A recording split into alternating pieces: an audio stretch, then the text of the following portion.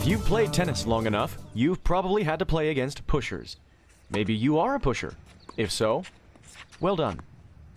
Condolences on the non-pushers not letting you hang out with them. Well, hold on. Maybe you're new here, or your tennis lingo isn't hip with the 50-year-olds. So, what's a pusher then? Out.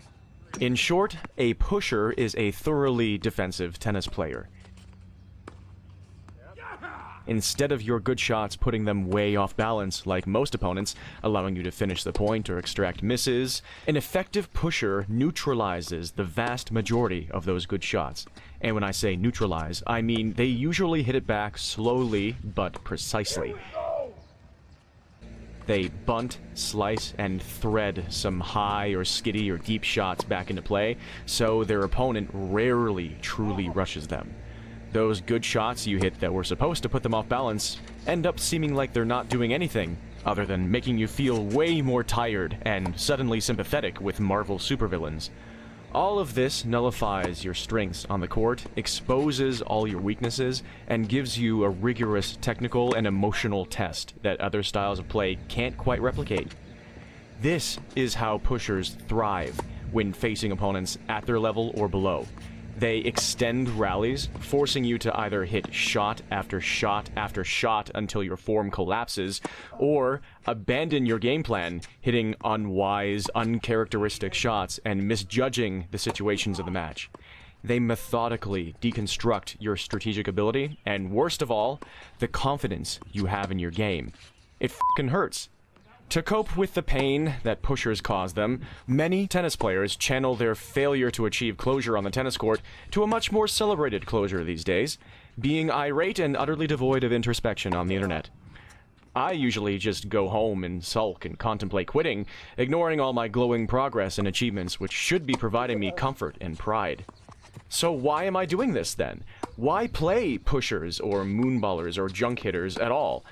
For most of these aforementioned steadfast internet champs, the answer is the popular and easy angle of devaluing pushers as players, claiming that it's cheap and wimpy tennis, or possibly going as far as to not call it valid tennis at all. They do everything they can to make their lack of success against pushers okay, because if it's not a respected form of tennis, then you don't have to feel bad about struggling against it, right? Well, I've recently become a 4-0 tennis player. If I tried to play official 3-5 league tennis matches, I'd probably have a hit ordered on me then and there. And right now, this pusher here on screen, a channel regular known as Z, is making me look like the most untalented schmuck to ever torture the eyes of anyone unfortunate enough to watch. And if you are unfortunate enough to look at the comment section of basically any YouTube tennis video, that would be the truth that you'd see many people preferring to accept upon seeing someone dismantled by a pusher.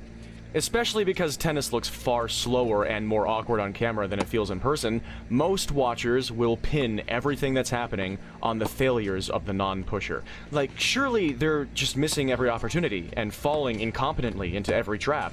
Or maybe pessimistic watchers will use the video as just another example of why pushers ruin everything sacred about the game of tennis.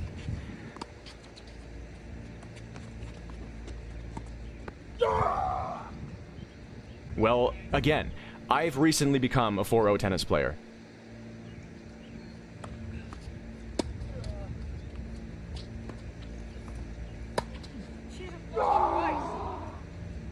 Again, this pusher here on screen is not only a channel regular, but maybe the person who accounts for 90 to 95% of any experience I've ever had hitting a tennis ball with another human being. And again, yes, more often than I'd like, this is just plain painful and demotivating, and that was especially true for a couple of years when it seemed like there were literally 0 matches ever out of the multiple matches per week that we played where I was making 1 iota of progress to improve my game against him, or at all. Anything's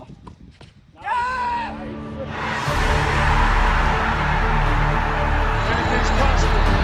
Anything's possible!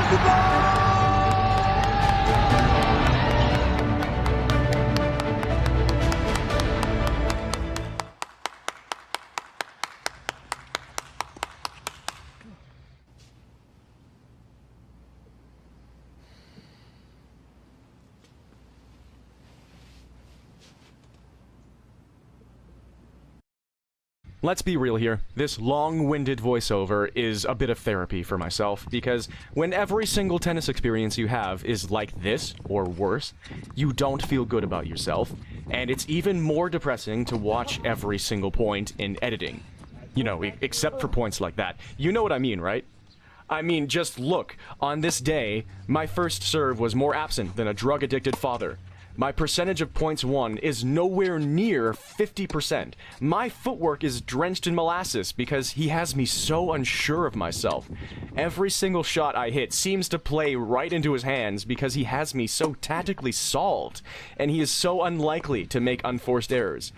And I'm thinking about all of these things during the match, which are all of the wrong things to think.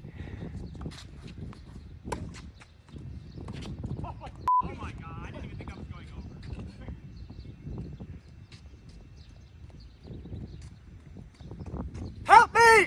Z massively prefers set play over everything else, and Z is the only person whose schedule consistently lines up with mine, so this has basically been my experience for all 5 years of my time playing tennis. That would have been so good! As time went on, and the despair mounted heavier and heavier, I started to think that maybe I had found the wrong way to get into the game. Or maybe I had found the wrong game altogether.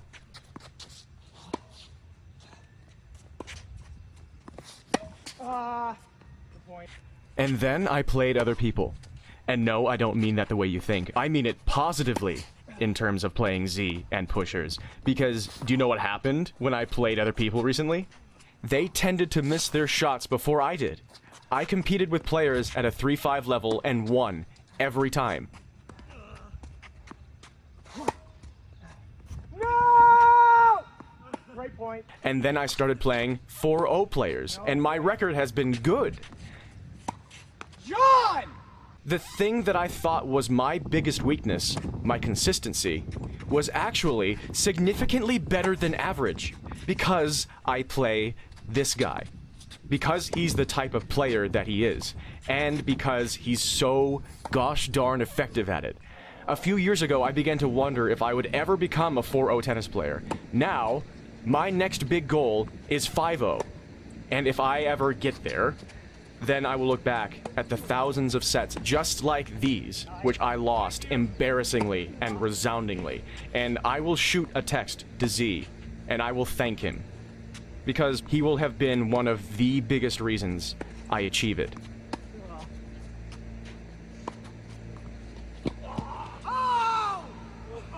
So, you are absolutely free to think whatever you want, and I'm not here to change anyone's mind about pushers. But all I'm saying is that I'm proud of this one. And I'm gonna keep working hard so that someday I can finally get my revenge. And then, hopefully, someday after that, I can send that thank you text. Hope you're enjoying the video. A few more points here, and then some additional thoughts. Thank you for listening.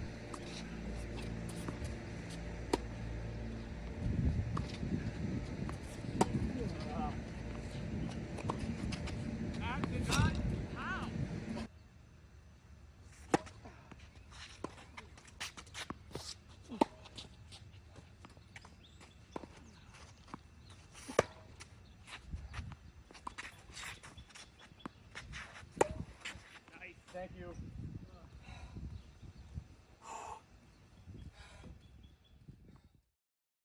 Well, nothing too groundbreaking with those score lines when it comes to me versus the great pusher Z.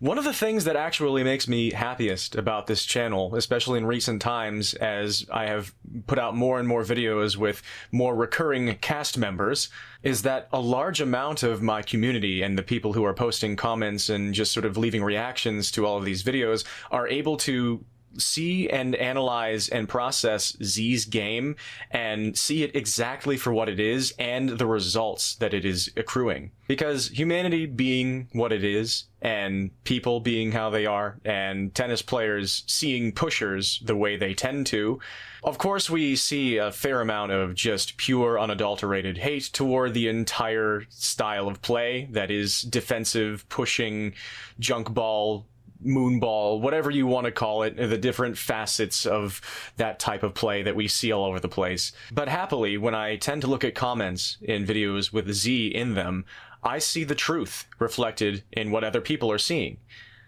People notice the fact that Z just gets better and better and better, and it is so easy for a vengeful or spiteful or very self-assured viewer to completely disregard any of that, because people will take a look at his aesthetics and his strategy and his stroke production, and they will see something that they don't think has any potential, that will be very easily exploited.